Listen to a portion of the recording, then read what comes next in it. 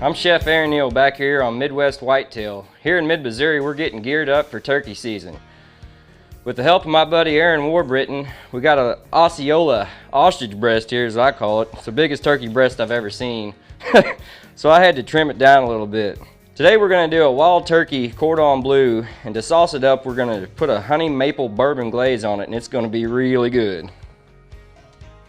Real good. Do this without cutting your hand off. You want to open up your turkey breast like a book after you cut it down the middle. Then you're going to take your saran wrap here, if you can get it unstuck. Lay this here.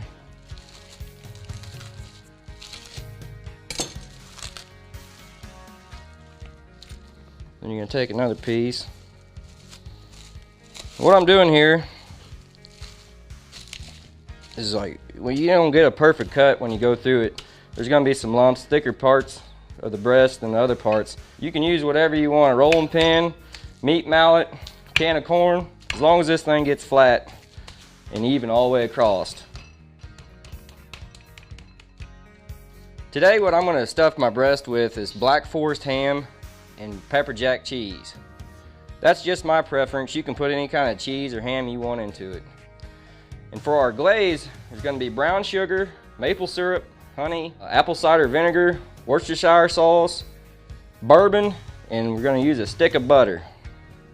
Don't forget the orange. Makes the sauce really good. Now, when you're assembling your turkey breast, you want to put your ham right in the center of the breast. You want to leave the edges open so you get a good seal. And then once you get your ham laid down, you want to lay your cheese the same way with the edges open. This will keep it from oozing out everywhere, and it'll also, like I said, keep you a good seal on it when you go to rolling this. Now I'm going to take a paper towel and just dab the edges, get the moisture off. That'll also help it seal.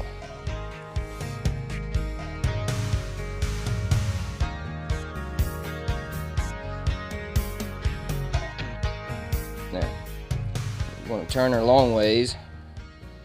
And you start to roll. And you want to keep it tight. Just roll, roll, roll.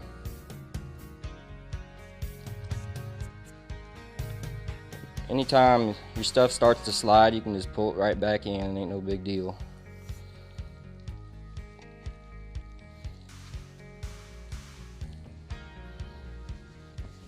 Now, to keep this nice and tight, we're going to take some butcher's twine. Now, you can get this at any grocery store. Just go back there and talk to the guy in the butcher shop area and tell him you need some twine. Just tie you a knot. Make sure she's good and tight.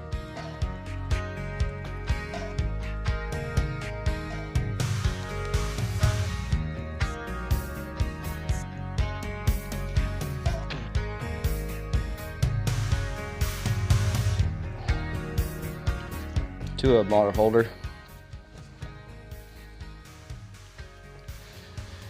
Now, a little salt.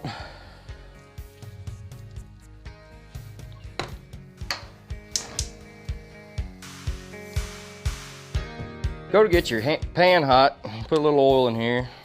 You don't need much oil, just enough to grease the bottom. You're gonna get your pan hot, probably medium to high heat.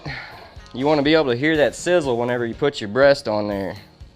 Also getting my saucepan hot so I can melt my butter. Now you're searing this turkey breast for two reasons. One reason is to get that brown color on there. That's good, to make it have good flavor, but it also, it'll help seal in all the moisture inside the turkey so it won't get dried out.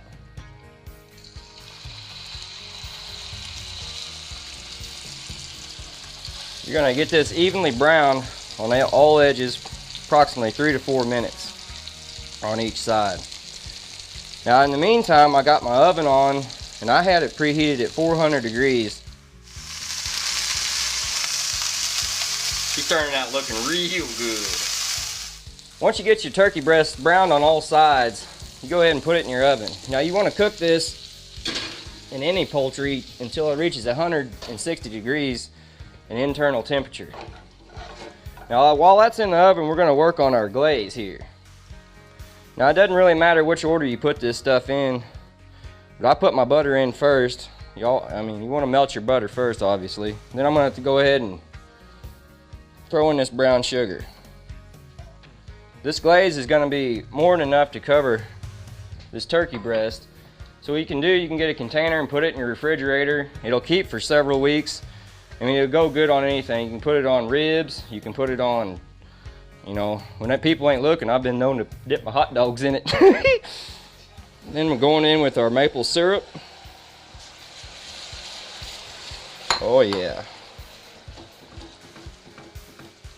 Smell that goodness. Turn the heat down just a hair. Then we're gonna go with our honey.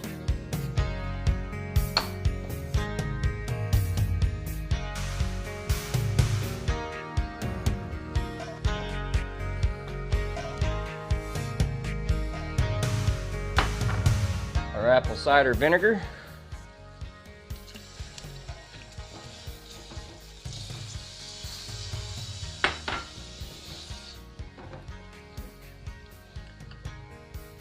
What's your Worcestershire sauce? How you say it? Worcestershire. And it's hard to have a bourbon glaze without your good old bourbon in here. Now you're going to let this come to a simmer and let it get thick. Well, almost forgot. Put your little orange juice in here, it makes it pretty dang good. You're going to reduce your glaze until it gets nice and thick. You want it to be sticky, just like the syrup. It may take 5 minutes, it may take 10, I don't know. Once you let this reduce a while, you want to go ahead and get it off the heat and let it cool down a little bit. That'll help it thicken up. You don't want to reduce it too much because it'll bring out too much of the cider and it'll be too stout for the sauce. Now while you're cooking this in the oven, you want to take your glaze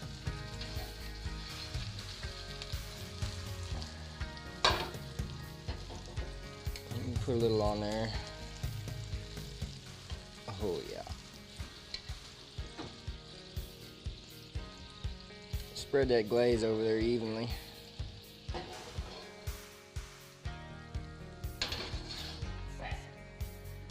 Ain't quite there. She's at 100 degrees, shooting for 160. Be a good time to go ahead and put a little more glaze on it.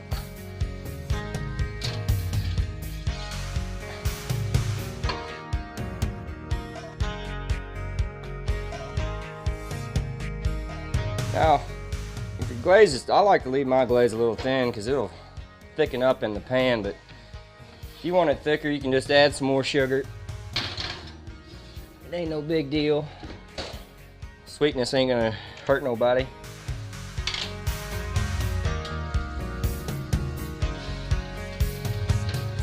Oh, look at her.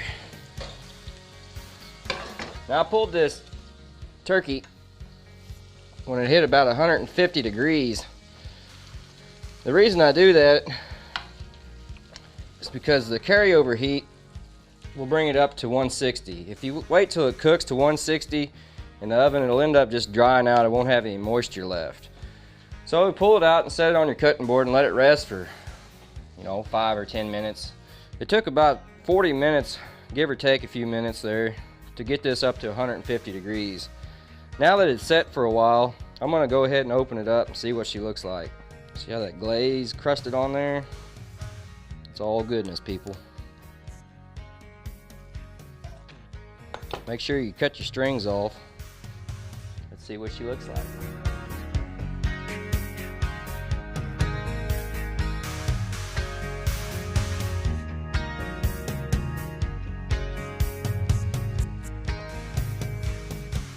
Look at all that ham and cheese.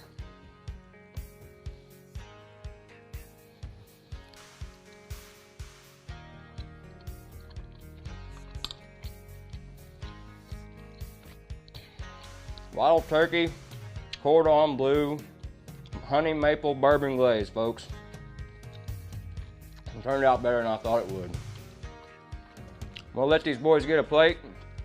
Till next time, I'm Chef Aaron Neale. This is Midwest Whitetail. Good luck and good hunting.